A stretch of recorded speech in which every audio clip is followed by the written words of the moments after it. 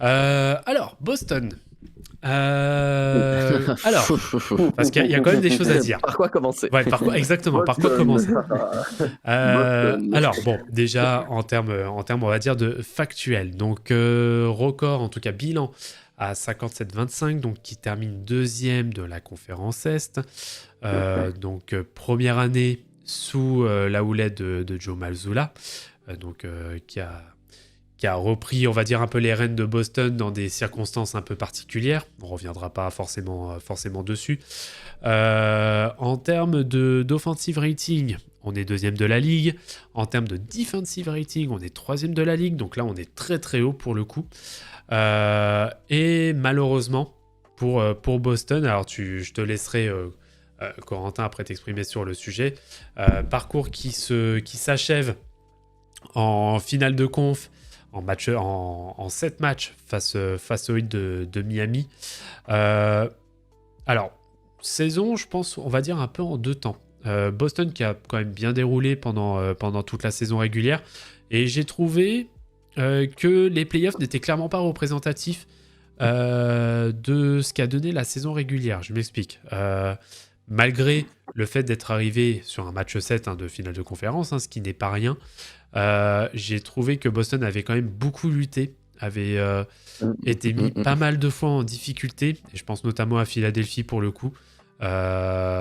Philly, très honnêtement, si James Harden ne s'était notamment pas chié dessus à certains matchs, et je pense même pas forcément au match Fini. 7, je pense même pas forcément au match 7, la série aurait pu tourner beaucoup plus court. Mais ouais, on n'a pas trouvé le même visage. Alors après, on s'est beaucoup foutu de la gueule, notamment de Jaylen Brown et notamment de sa main gauche. Bon, ça, voilà, c'est histoire de troller un peu. Mais ouais, j'ai trouvé quand même Boston avec deux visages entre la régulière et le playoff. Alternatif, Ouais, c'est un peu ça. même pendant les playoffs, même pendant les matchs, c'est... C'est vrai que c'était un peu compliqué. Donc moi, j'aimerais bien avoir un peu ton avis justement sur la saison passée avant d'aborder peut-être ce qui a été fait pendant l'été, Corentin. Ouais, bah écoute, je pense que de toute manière, comment dire, la vie de chacun est relativement le même, je pense. Une saison régulière qui est vraiment étonnante par rapport au fait, comme tu as dit, que Joe Mazzulla arrive dans des conditions absolument cataclysmiques. On n'a même pas senti le changement de coach dans la saison régulière, à part peut-être sur les premières semaines, où on voyait peut-être une adaptation avec un nouveau style de jeu, etc. Mais en tout cas, la certitude, oui, c'est vrai, c'est que les playoffs, pour moi, sont une très grosse déception, dans le sens où, quand tu prends série après série, tu prends les Hawks, on est en galère. Ils prennent des matchs alors qu'ils sont vraiment censés prendre aucun match. On est vraiment censé leur marcher dessus. Du coup, à mon sens, ça nous porte un peu préjudice, puisque du coup, on joue trop de matchs. C'est-à-dire qu'on fatigue déjà trop pour un premier tour. Après, on arrive contre Philly. Après, à qui la faute? Ça sert à rien de chercher un coupable, puisque dans un sens, tu avais Jaylen Brown sur la globalité des playoffs qui était très, très, très, très, très en deçà de ce niveau. J'ai plus trop les stats, mais il me semble que sur la totalité des playoffs, il doit faire maximum 2 ou 3 matchs au-dessus de sa moyenne de points sur la saison régulière. Ouais, peut-être. Donc, vraiment assez décevant. Et Tatum aussi, qui, avec des pourcentages vraiment moyens, qui se rattrape sur les moyennes avec son dernier match au deuxième tour, par exemple. Mais je veux dire, même le coaching n'était pas forcément trop au rendez-vous. Il y avait des joueurs qui sont devenus fantomatiques en playoff. Je pense notamment à Grant Williams, qu'on n'a vraiment pas vu. Donc l'équipe n'était vraiment pas à son vrai niveau, entre guillemets. Pareil, Philly, on va en 7 alors qu'on n'est clairement pas censé aller en 7. On est au match 6 à Philly, on est à la limite. Si Tatum ne prend pas feu en mettant 4-3 points d'affilée, on est ric-rac. Le match 7, c'est 51 points. Voilà. Et finale de conf, en vrai, les finales de conf, on n'a même pas tant que ça à dire, puisqu'on se retrouve à 0-3. Déjà, 0-3, tu te regardes dans le miroir, tu te dis putain, mais c'est quoi cette connerie, quoi? On est à 0-3, c'est. Enfin, je veux dire, moi, chaque matin, j'avais pas forcément la possibilité de regarder les matchs. Chaque matin, je me levais, je voyais défaite. Je me dis putain, mais qu'est-ce qu'ils foutent, quoi? Qu'est-ce qu'ils foutent? Franchement, et au final, on revient, je ne sais comment, jusqu'à un match 7. Et match 7, voilà, l'église a été remise au milieu du village, on s'est fait défoncer et l'équipe qui méritait le plus allait en finale NBA. Donc globalement, oui, des playoffs décevants. Ça, c'est vraiment une certitude et vraiment le moins qu'on puisse dire, quoi. Ouais, non, c'est vrai que c'est compliqué. Alors, juste à titre pour comment dire, pour illustrer un peu tes propos, notamment sur le cas de Jaylen Brown. Jaylen Brown, c'est quasiment 27 points sur la saison régulière et il se retrouve à peine à 23 sur les playoffs avec en effet le duo Tatum, Pourcentage. le duo Tatum Brown en termes de pourcentage. Encore Brown, c'est pas non plus cataclysmique hein, parce qu'il il est quasiment à 30%. Par contre, c'est l'adresse à longue distance qui fait tâche. Oui. C'est ça, c'est Excusez-moi. ça, c'est ça. Qui fait tâche parce que t'as Tatum qui est même pas à 33% et Jalen Brown qui est même pas à 36%. Donc bon, on va dire que Miami, comment je pourrais dire, c'est clairement la série en fait qui a remis, on va dire, Boston un peu dans sa réalité des playoffs. Miami qui était vraiment le couteau entre les dents. Qui n'avait absolument rien à perdre. Je pense que c'est surtout ça en fait qui a fait là aussi la différence. Ouais. C'est est-ce que Boston au final est-ce qu'ils n'avaient pas peur un peu d'assumer aussi le statut de réel contender qu'ils avaient déjà de base avec notamment le duo Tatum Brown. Alors qu'à côté Miami jouait pour le coup sur cette finale complètement décomplexé en fait. Ouais. C'est ça. Donc Mais vas-y, je t'en prie. tout le long. Alors, je sais pas si c'est, comme tu dis, la peur un peu d'assumer ce statut, etc. Mais c'est vrai que tu sentais tout le long du run des Celtics, et ça s'est vu de plus en plus à chaque fois que tu passais un tour. C'était vraiment cette fébrilité mentale où tu sentais des fois qui passait totalement à travers, et tu sentais que c'était au-delà de juste des shoots qui rentrent, etc. Tu sentais des fois qu'il y avait un passage totalement à vide et que ta défense d'un coup, qui peut être la meilleure défense de toute la NBA limite presque, devenait une défense limite presque lambda. Ouais. Et c'est des choses justement qui allaient à l'inverse de ce qu'on avait vu dans le run où ils vont en finale, où justement ce qui faisait la force des Celtics, c'était cette solidité mentale, où même dos au mur, etc. On s'en souvient de la série face aux Bucks, etc. Même dos au mur, jamais ça lâchait. C'était toujours dans le combat, toujours présent.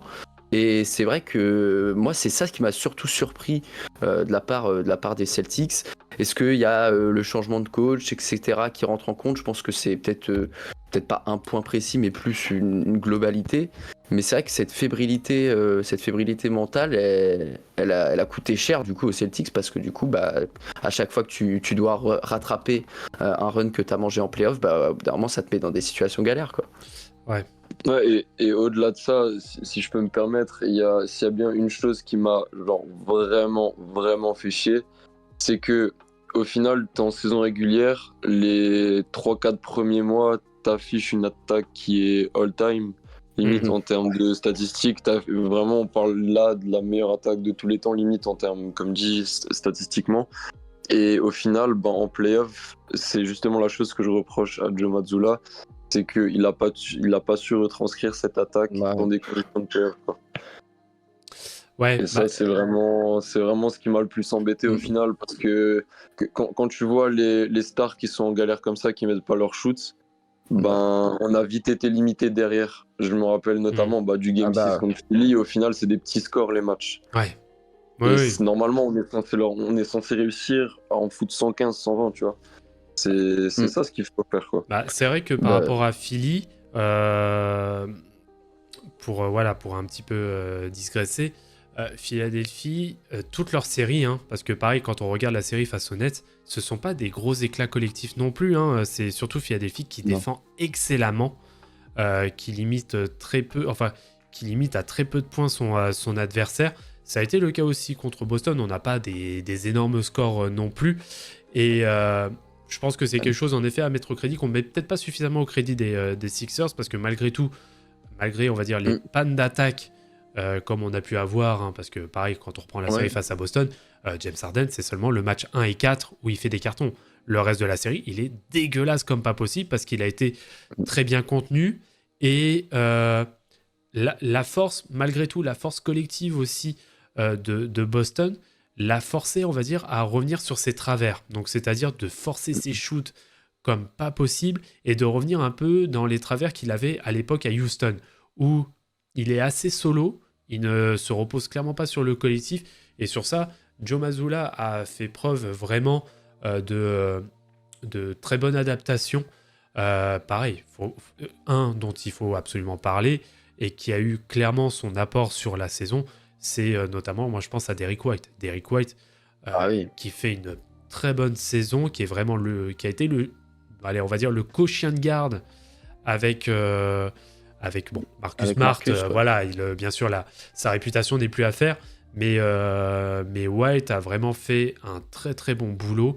Je suis curieux de voir ce que ça va donner maintenant cette année, parce que je pense qu'il va avoir clairement ce rôle de chien de garde, vu que maintenant Marcus Smart n'est plus là. On va arriver sur ce sujet-là.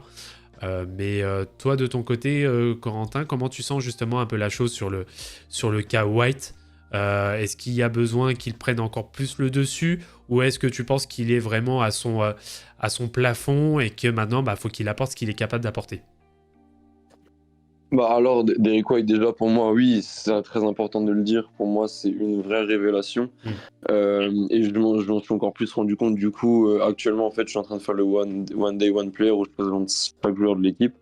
J'ai regardé son palmarès. Et en fait, la première vraie ligne de son palmarès, c'était l'année dernière, avec la All Defensive Team. Donc ça, c'est vraiment, pour moi, ça marque vraiment peut-être le début de sa montée un peu, entre guillemets.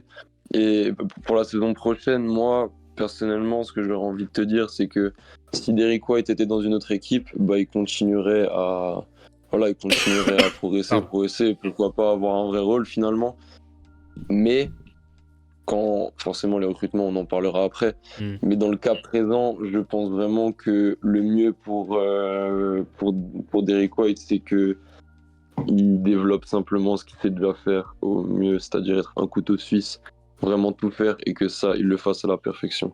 Et ça, je pense que ça va être un peu, je dirais pas non plus la clé de voûte de l'équipe, mais disons que c'est une partie de toute manière avec le départ de Marcus qu'il va falloir un peu compenser. Donc pour moi, Derrick White va continuer à progresser, mais ça se verra pas forcément statistiquement, quoi. Ouais. Comme je te le dis, s'il était dans une autre équipe, il monterait peut-être à 16, 17, 19 points, peut-être, qui sait, qu'il a quand même, en termes d'efficacité, j'ai rarement vu ça, un joueur aussi efficace dans tout ce qu'il fait, à chaque fois qu'il déplace qu'il bouge un doigt, pardon, c'est pour faire quelque chose de bon. J'ai rarement vu ça, et faut qu'il continue là-dessus, hein. Et on aura besoin de ça, hein. On aura besoin de ça, même avec la nouvelle équipe, même si on se retrouve avec vraiment les 4 fantastiques, hein. Ouais. Il va falloir qu'il continue ouais, hein. Le couteau suisse parfait. Et pour moi, on parlera peut-être du 5 de départ à un moment, mais dans le cas où il sera amené à sortir du banc, pour moi, il faut qu'il soit dans les candidats au 6e homme de l'année. Ah, ça par contre, oui. C'est vrai que ça faisait un peu partie de mes Fire Bullets justement pour la suite. Bon, tu me coupes l'herbe sous le pied, c'est pas un problème. Mais c'est vrai que... Désolé. Non, mais pas de souci, t'inquiète. Hein. De toute façon, ça aurait été posé tôt ou tard, donc c'est pas très grave. Mais c'est vrai que, justement, je peux, en fait, en effet, rebondir sur ça. C'est est-ce que, en effet, Derrick White n'est pas le candidat légitime par excellence au titre de 6e homme de l'année? Ça, pour le coup, il a matière à faire, je pense. Ouais. Pour ça, à voir ce que ça va donner, mais c'est vrai que là, il a un vrai rôle. Il a un vrai rôle à jouer. Alors, concernant les mouvements de l'été, parce que là aussi, hein, ça a été actif. Pourtant, Danny Hedge, il est plus là, c'est bizarre. Mais ça a bien bougé quand même. Il y en a un qui a bien appris. Il y en a un qui a fait en cours. T'inquiète, la bonne école. C'est sûr que Brad Stevens, là, il a bien appris. Alors, au niveau des départs, alors on n'a pas des moindres, hein, pour le coup. Donc, Marcus Smart, qui a fait toute sa carrière pour le moment à Boston, donc qui est parti en direction des Grizzlies. On a Malcolm Brogdon aussi qui est parti. Je pense que c'est un départ aussi qui est quand même significatif, hein, parce que en termes de meneur gestionnaire, on est dans l'excellence, hein, le concernant. C'est à voir ce que ça va donner par la suite, parce que maintenant, la question qui va être à se poser sur... la question qui va être à se poser, c'est quid de Peyton Pritchard. Qu'est-ce que ça va C'est une donner? question intéressante. De quoi? C'est une question intéressante, Pritchard. Ouais, bah, c'est vrai qu'il y a beaucoup d'interrogations le concernant parce que le gars peut être un putain de pyromane, mais est-ce que c'est suffisant d'avoir, on va dire, un pyromane par parcimonie, par-ci, par-là? Parce que bon, comme tout shooter, bah c'est voilà, il peut y avoir des jours sans. Est-ce que justement, et puis même défensivement parlant, est-ce que ça va suffire pour assurer le backup de Drew? Ça, on verra. Comme dit, ça va dépendre vraiment des line-up qui vont être alignés. Et moi, personnellement, j'ai plutôt hâte et je suis plutôt positif sur le cas de Peyton Pritchard. Ok. Puisque de toute manière, avec les départs qu'il y a eu, au pire des cas, il se retrouvera poste 2 à devoir jouer entre guillemets en catch and score, quoi. Au Mhm. pire des cas. Vraiment au pire des cas. Au mieux, en fonction des line-up, il va vraiment se retrouver backup meneur, oui. Mais sinon, oui, au pire des cas, il se retrouvera combo guard, plutôt au poste 2 en sortie de banc, quoi. Ok. Pas trop inquiet. De toute Ok. façon, vu la pré-saison qu'il fait, bah après, il a eu sa prolongation, 30 millions sur 4 ans. Si je dis pas de bêtises, il fait une pré-saison de malade mental, hein. Pour le coup, Mhm. il a fait quelques matchs où c'était vraiment très impressionnant, où on voyait vraiment que il était là. Et surtout, son cas fait extrêmement plaisir, étant donné que courant de saison, même moi, à un moment, je me disais, ouais, Pritchard, faut qu'il parte, c'est mieux pour lui. Mhm. Parce qu'on voyait vraiment que les rotas étaient vraiment bouchés à ce niveau-là. Ouais. Euh, et il y avait des rumeurs comme quoi il souhaitait aussi partir pour les mêmes raisons. Un peu à contre-cœur, quoi. J'aime bien Boston, mais il n'y a pas ma place, quoi. J'aime bien votre équipe, j'aime bien la franchise, j'adore même, mais voilà, j'ai pas ma place, je veux progresser. Finalement, l'été, changement complet de direction, prolongation, et je pense vraiment que Brad Stevens compte sur le fait que Joe Mazzulla compte sur Peyton Pritchard, quoi. Ok. Bon, bah écoute, ça marche. À voir en effet. Alors pareil, hein, bon, putain, il y en a quand même, hein, quand tu fais la liste, il y en a des départs significatifs, hein. Robert Ah bah. Williams, est-ce que c'est pas, est-ce que c'est pas peut-être le départ qui fait le plus mal, lui?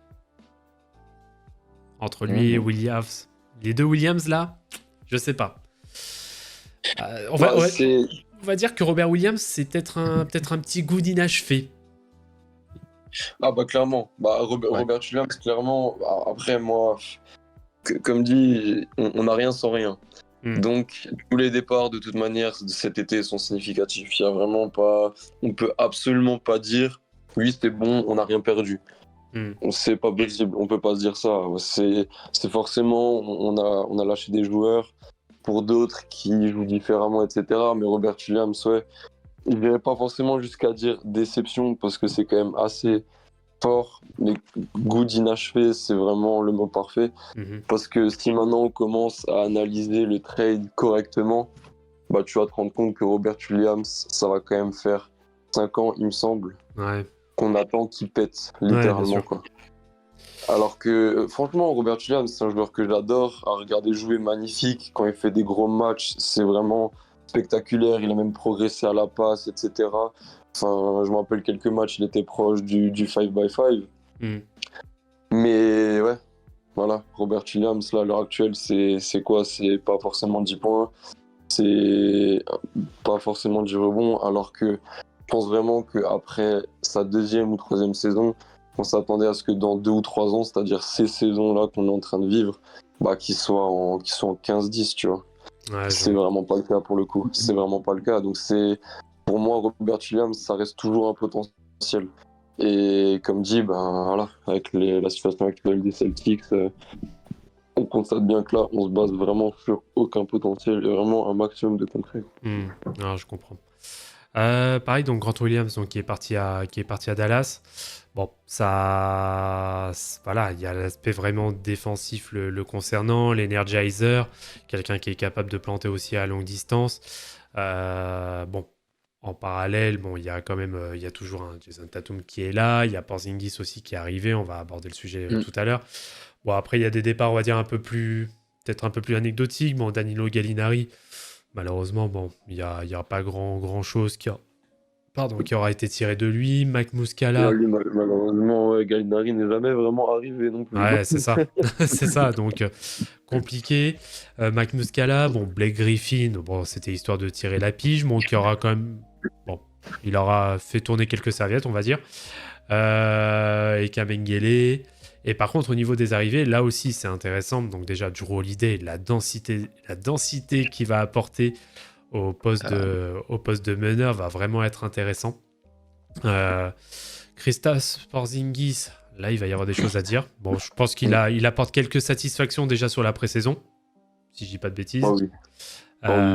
Maintenant, la grande question le concernant, ça va être sa santé. Ouais. Ça, malheureusement, on va pas le maîtriser. Ça, on sait pas. C'est sûr. Mais même lui ne le maîtrise pas de toute manière. Ouais. Donc, Non, c'est certain. Donc, à voir ce que ça va donner. C'est vrai que je reste assez curieux. Qui sort quand même d'une excellente saison avec Washington. Donc, ça peut être en effet qu'une vraie upgrade s'il reste sur ses standards. En tout cas, qu'il ne baisse pas trop ses standards par rapport à la saison dernière. Après, on a Dalano Banton, Oshae Brissett, Svi Mykhailiuk et Jordan Walsh aussi qui arrive. Mykhailiuk, ça peut être intéressant. Ça peut être intéressant. Ouais, Intéressant. il peut apporter un peu de scoring. Ça reste toujours quelqu'un d'intéressant à avoir. Mais bon, on verra bien. On verra bien ce que ça donnera. Vous, messieurs, là, si on reprend un peu la globalité de ces mouvements pendant l'été, quels enseignements vous allez tirer ou quelles sont un peu vos interrogations, justement, sur la saison qui va arriver? Alors, je pense que... Vas-y. Ok. Moi, personnellement, en fait, ce que je veux surtout dire, et ce qui me semble vraiment très important, c'est que on a commencé à discuter avant en parlant des playoffs. Il n'était vraiment pas du tout une satisfaction.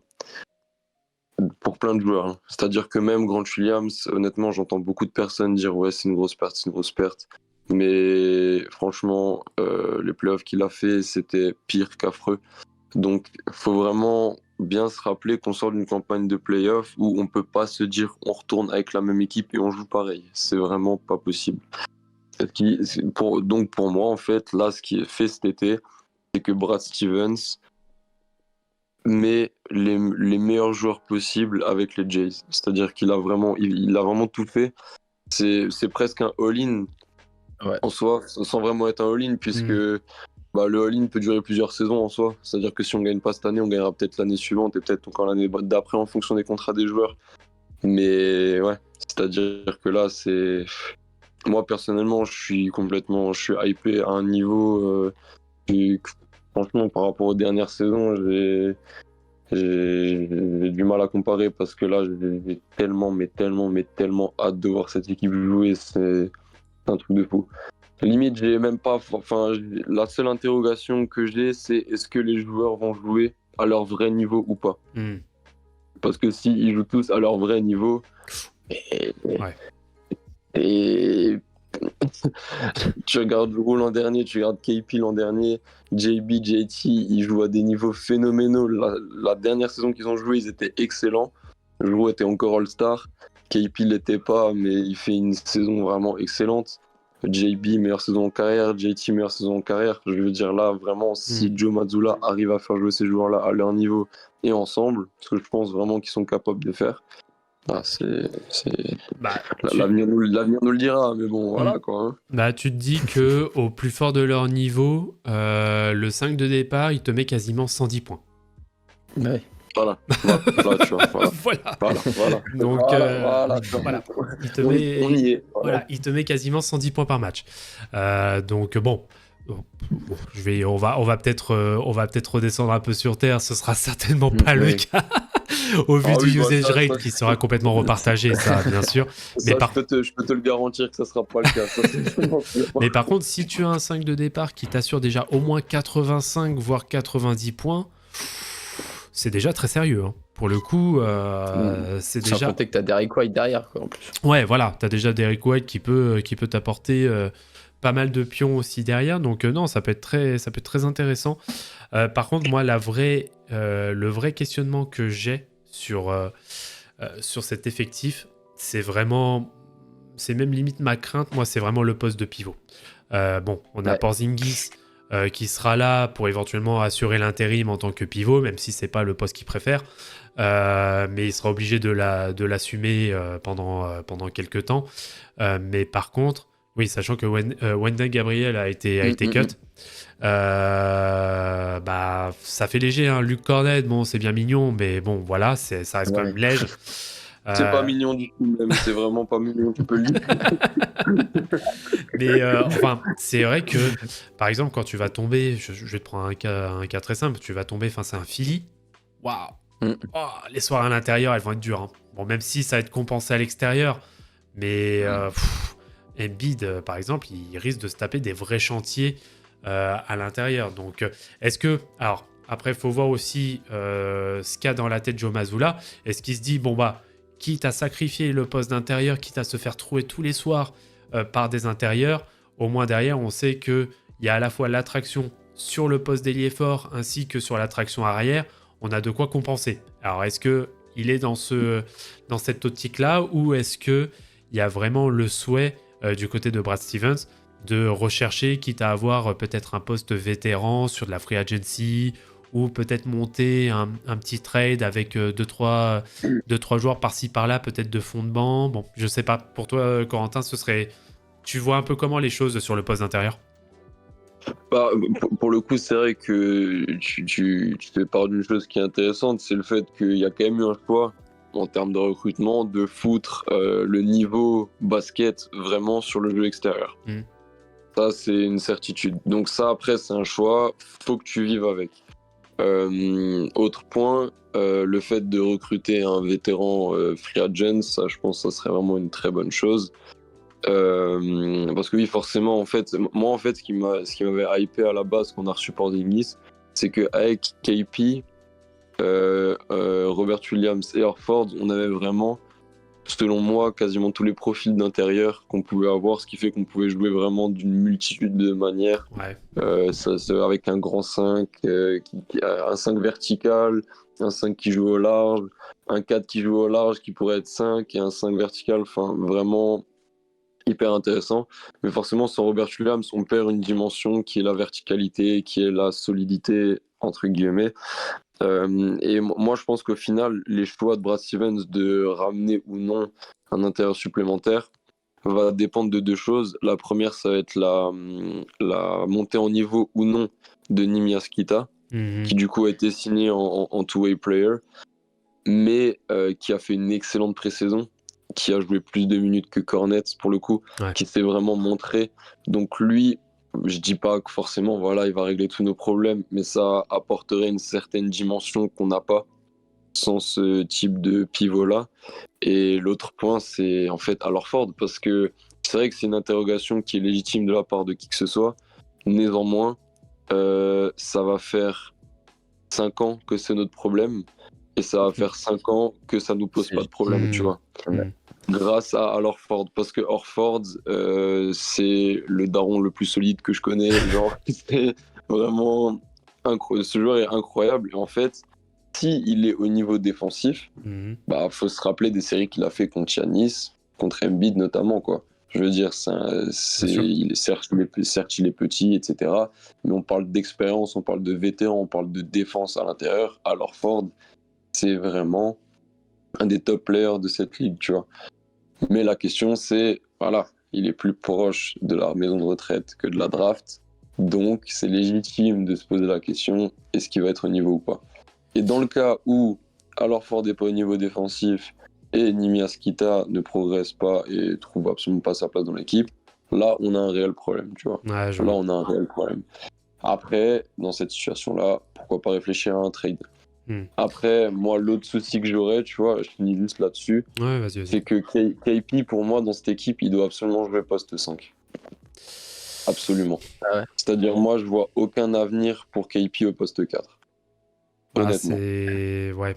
Poste 4, Parce- il risque de se marcher dessus parce qu'en plus, tu as Tatum qui peut potentiellement C'est aussi ça. prendre un peu le 4.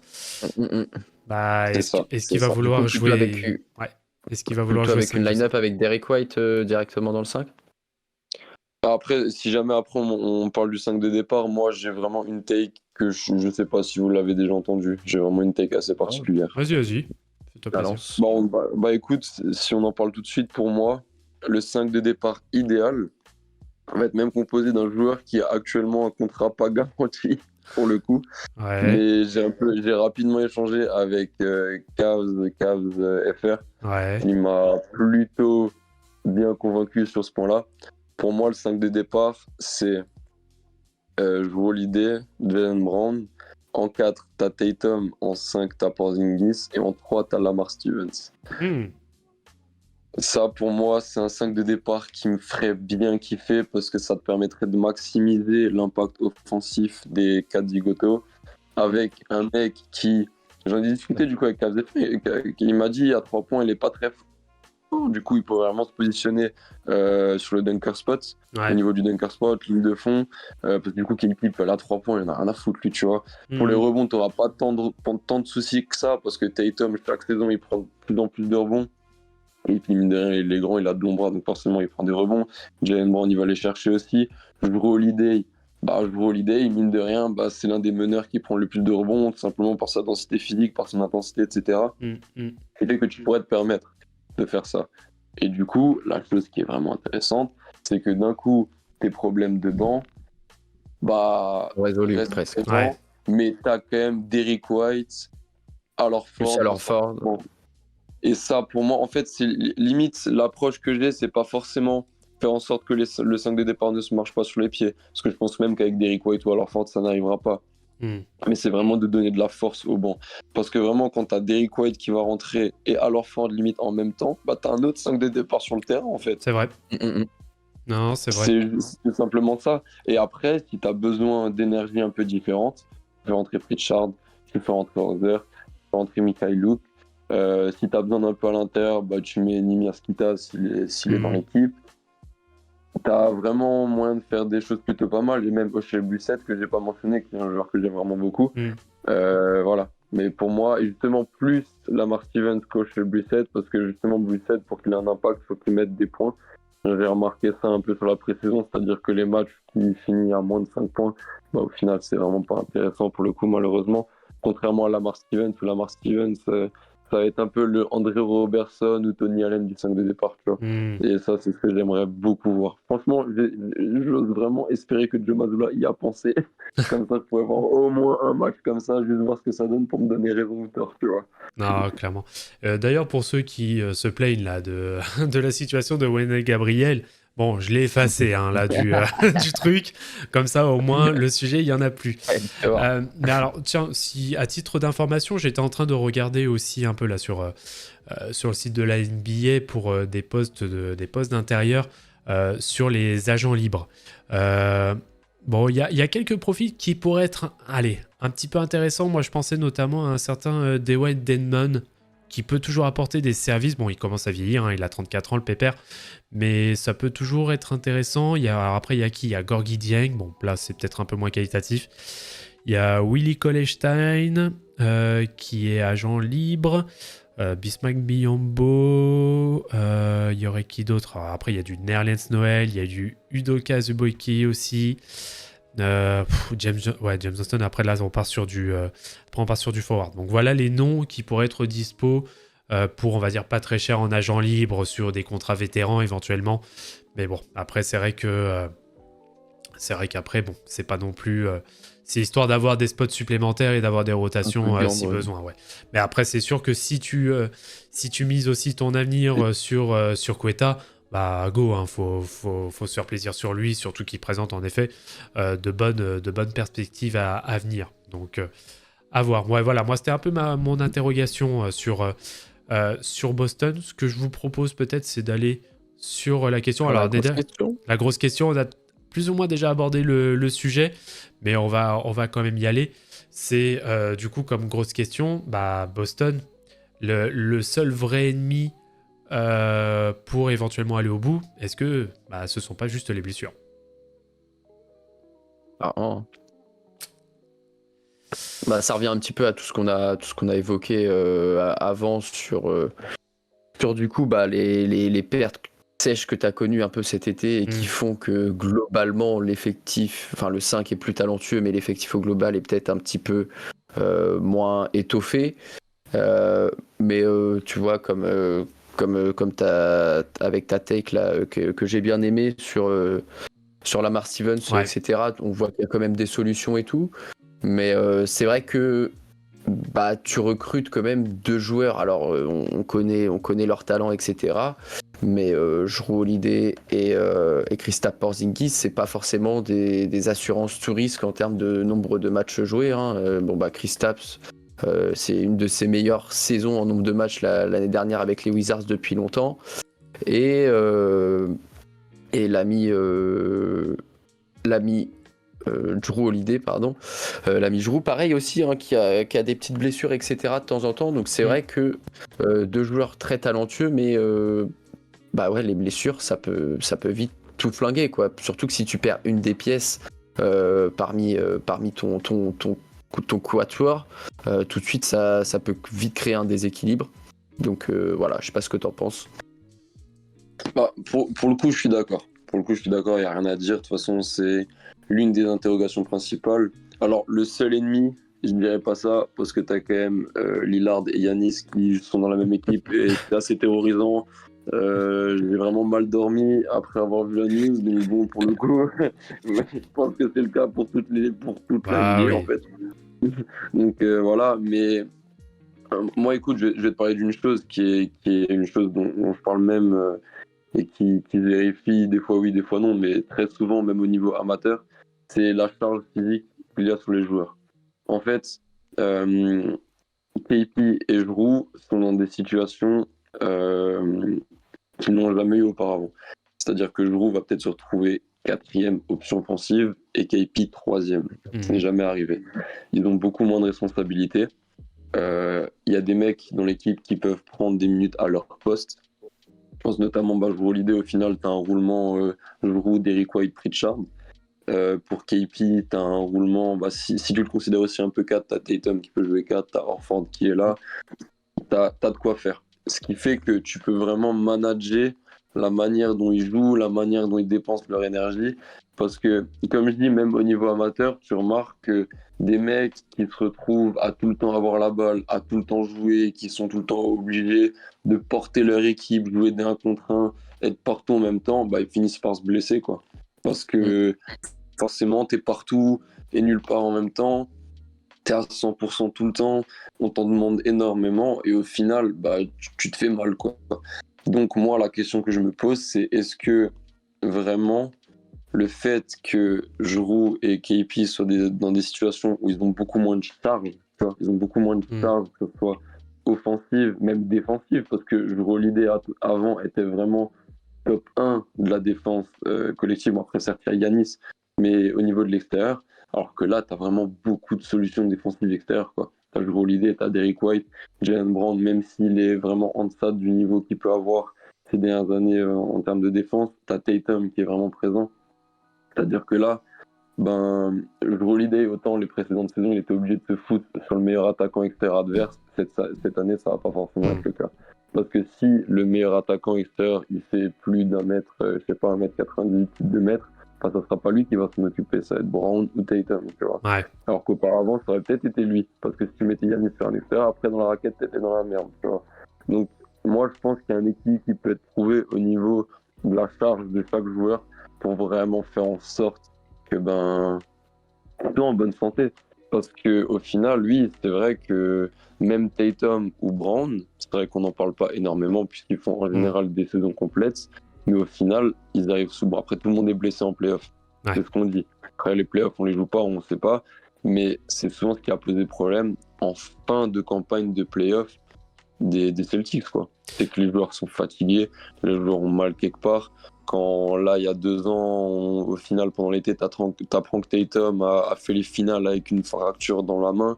Enfin, je veux dire, c'est des choses qui, pour moi, ne sont pas censées arriver. Et justement, il faut profiter du niveau collectif là pour manager ça au mieux, quoi.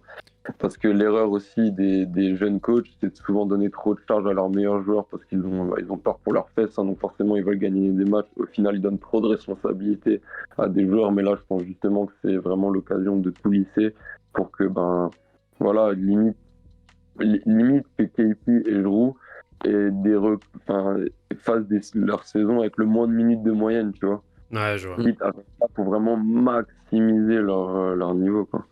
Bah, d'ailleurs, il y a le commentaire justement qui va dans ton sens, hein, de Mercurochrome le pansement, qui dit d'ailleurs, j'ai vu un truc marrant depuis à l'époque d'Isaiah Thomas, hein, donc à Boston, donc là on remonte sur 2018, 2016, 2017, 2018 là. Chaque défaite des Celtics en playoff était égale à un joueur majeur qui était blessé. Ça va en plein c'est ça. dans ton discours. C'est ça. Autant les finales, t'as Tatum qui est pas trop dans le truc. L'année dernière, Tatum qui de nouveau se fait la cheville sur la première action du Game 7. L'année précédente, t'as Brown qui joue pas la fin de saison et pas les playoffs, qui se fait totalement défoncer au premier tour. T'as eu du Kyrie, t'as eu forcément Gordon Hayward. Ouais. Et franchement, même à l'époque, du coup, au final, même Isaiah Thomas, la dernière campagne de playoffs qu'il fait, au final, il est aussi gaze, entre guillemets, en finale de conférence parce qu'il a mal à la hanche. Problème qui est visiblement pas forcément encore réglé, quoi. Donc, ouais, c'est important de le dire parce que souvent, on met en avant les grosses blessures, les saisons à 30 matchs au lieu de 82. Mais il faut pas oublier que même si un mec fait 80 matchs pendant la saison régulière, si au final, il se fait juste une entorse au milieu des demi-finales de conf, sa campagne de playoff ne sera pas il la fera pas à son meilleur niveau. Et pourtant, c'est qu'une entorse, tu vois. Donc ça, c'est important, ouais. Et il a très raison, d'ailleurs, ouais. C'est sûr, et puis il faut rappeler, hein, pour ceux... d'ailleurs, tu t'introduis très bien là ce que je vais dire, mais faut rappeler, et d'ailleurs c'est notre ami Rafik, hein, qui supporte les Bucks qui le dit suffisamment, gagner un titre, c'est un alignement de planètes. Il faut qu'il y ait toutes les conditions pour pouvoir le gagner, et notamment l'une des premières conditions, c'est d'avoir un effectif qui soit au complet et en bonne santé. Rare, et d'ailleurs j'ai pas en tête, pour le moment en tout cas, d'équipe qui était un minimum décimé et qui a gagné. C'est surtout ça qu'il faut se dire, et que c'est loin d'être facile de gagner un titre. Denver gagne un titre parce que tout le monde est au taquet, tout le monde est en très bonne santé. Ça se trouve, cette saison, je ne leur souhaite pas, je le souhaite d'ailleurs pour personne, ça va être très compliqué parce que il suffit qu'il y ait, je sais pas, un Jokic qui se pète, voilà. Ça peut arriver, une cheville, il retombe mal sur un pied, etc. Ça peut arriver, ce sont des choses qui arrivent. En pleine série de playoffs, ça peut peut-être changer la donne. Voilà, faut le rappeler. Avoir un titre, c'est loin d'être acquis. Et après, c'est le mal aussi, hein, que je souhaite à Boston, et surtout que Philadelphie les défonce. Mais c'est tout, voilà, c'est tout le mal que je souhaite. Et c'est vrai que ça. Vraiment méchant, ça. Oui, non, mais c'était... Ouais, j'ai besoin de placer Philly dans l'affaire. Mais c'est vrai que voilà, les blessures, ça reste le sujet principal et la principale préoccupation de chaque équipe, surtout quand il y a des objectifs qui sont d'aller très loin. Est-ce que, messieurs, avant de passer du coup au tableau, en tout cas à la pyramide, est-ce que vous avez d'autres choses à ajouter ? Ça me paraît pas mal, hein. Je pense qu'on a fait un bon Pour tour. moi aussi. Ouais, on a fait un bon tour.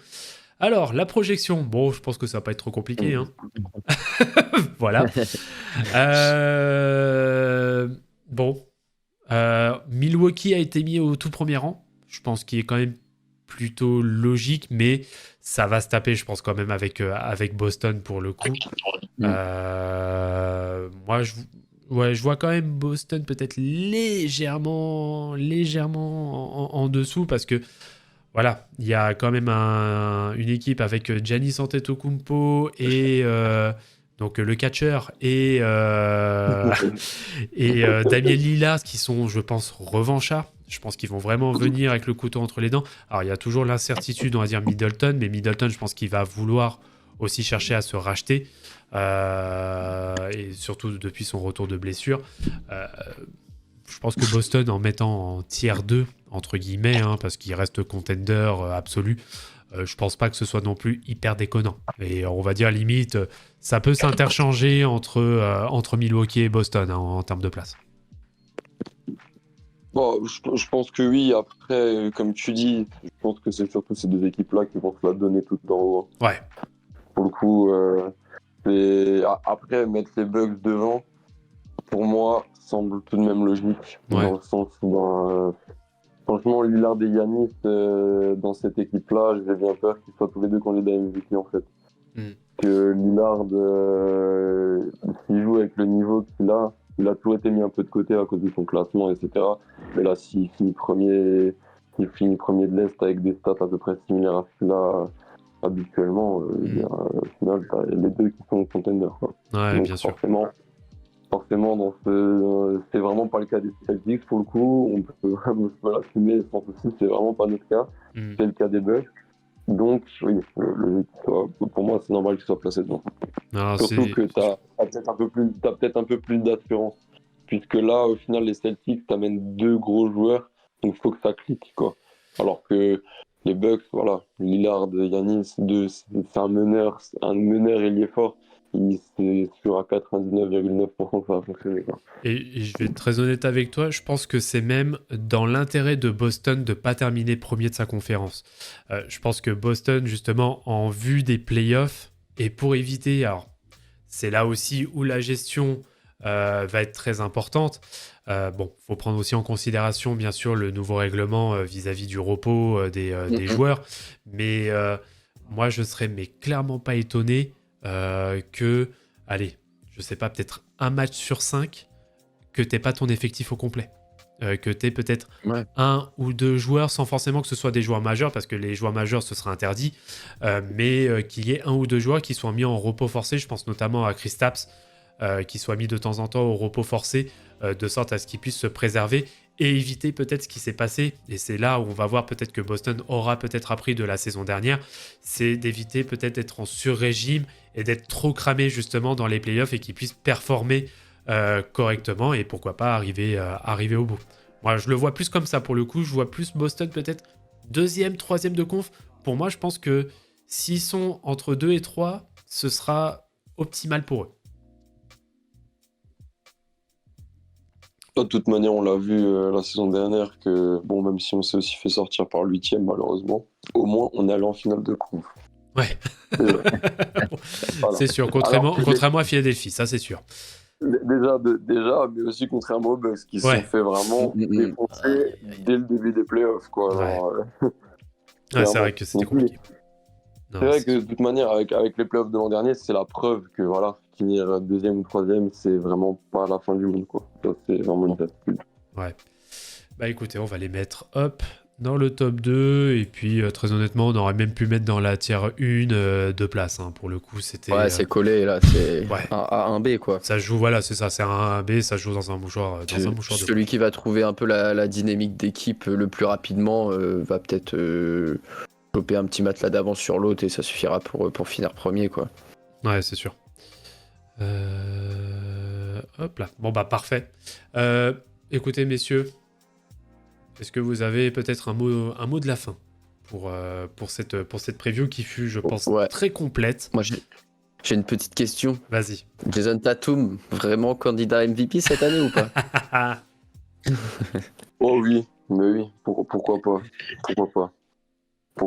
Mais bien sûr. Là, non, Tatum, tu vas sur Basketball Reference, tu regardes saison par saison, chaque saison il a des meilleurs stats que la précédente. Ça sera pas le cas cette année, mais il sera encore meilleur que l'année dernière. Il va encore plus juste, si on est bien classé, il sera dans le lot, c'est sûr. Alors, est-ce que dans ce cas, alors je vais même aller encore plus loin sur la question, alors pas sur le titre d'MVP, mais est-ce qu'on a potentiellement 3 All-Stars? Ouais, c'est ce que j'avais demandé aussi. Moi, j'aurais tendance à te dire que oui, franchement. Ok. Et le plus fou, c'est que je sais pas qui sera le troisième, genre, pour le coup. Porzi. L'année dernière, je jouais All-Star. Hein. Ouais, Ouais. bah, il pouvait l'être. Hein. C'était clairement pas déconnant. C'est très justifié, mais au final, je me suis même posé la question si tu pourrais pas te retrouver dans le même, comment dire, dans le même, dans le même ordre que les Hawks de 2016, je crois. Ah oui, avec Où ils 4 vont à, All-Stars. ils vont à 4. Je veux dire, si là maintenant t'as Tatum, Brown, KP et Giroux, est-ce que c'est vraiment déconnant? Je sais pas. Pourquoi pas? Je sais pas. Pourquoi pas? Faudra voir en effet les productions. Mais 3, c'est vraiment jouable, dans le sens où il est possible qu'on ne finisse pas premier, mais qu'au moment de la fin des votes, on soit premier à l'Est, tu vois. Ouais. Donc quelqu'un on dira, ouais, Ouais. premier à l'Est, bah voilà, les 4 ils jouent Carré. super bien, KP est un peu au-dessus, allez hop, tu vois. Voilà, Ouais. c'est vraiment pas impossible. Je vois très bien la chose. Ok. T'as d'autres fire bullets, Kevin? Non, bah, je crois que on est bien, on va s'arrêter là-dessus. Oui, tranquillement, on a fait une Magnifique. bonne heure. Hein, bah, du coup, on pouvait en profiter vu que Ouais. c'était le dernier créneau. On pouvait en profiter Exactement. pour tirer. Bah écoute, Corentin, merci à toi d'avoir accepté l'invitation. C'était vraiment un plaisir de faire cette preview avec toi. Oui, d'ailleurs, parce que je vois Maywen qui met dans le chat. Oui, d'ailleurs, j'espère qu'il y aura moins de carottes aussi en TTFL concernant certains joueurs sur certains soirs. Mais bon, ça, c'est autre chose. Merci, voilà, une nouvelle fois, merci à toi. Et puis, tu es Bah, merci à bienvenu vous. quand tu veux. Quand il s'agit de parler de Celtics ou même d'autres sujets pour le coup, ce sera avec un plaisir de te recevoir ou même sur des matchs, par exemple le dimanche soir en prime time. Bah écoute, moi, déjà merci beaucoup pour votre invitation. Je n'avais pas pu être là l'an dernier, du coup, je suis vraiment heureux d'être là cette année. Ça me fait vraiment plaisir et comme dit, hein, oui, hein, si la porte est ouverte et qu'on me laisse rentrer, j'enlève mes chaussures et je viens. Y a pas Voilà, de souci. tu t'installes tranquillement les pieds sous la Il table. enlève ses chaussures en plus. En plus, il est poli, il retire ses chaussures. Ouais, de ouf. Il salit pas le tapis, c'est nickel. Bah, écoute, parfait. Merci Corentin, passe une bonne journée, puis on se dit à très bientôt. Bah, merci beaucoup à vous aussi les gars, merci Yes, encore. ciao ciao. Ciao, ciao. Ciao.